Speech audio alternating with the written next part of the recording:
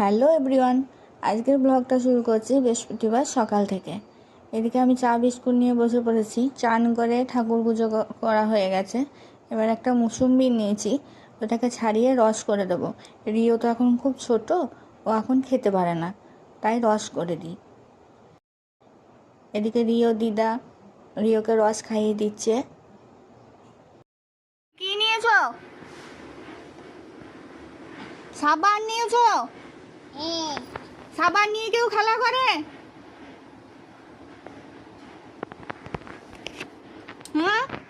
সাবানগুলোকে সব প্যাকেট থেকে বার করেছো? না, বার করোনি? বেশ,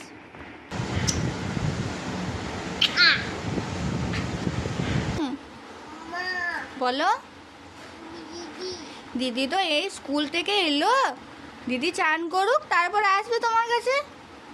তুমি রান্না করো, দিদি এসে খাবে। তুমি খাচ্ছ? বেশ।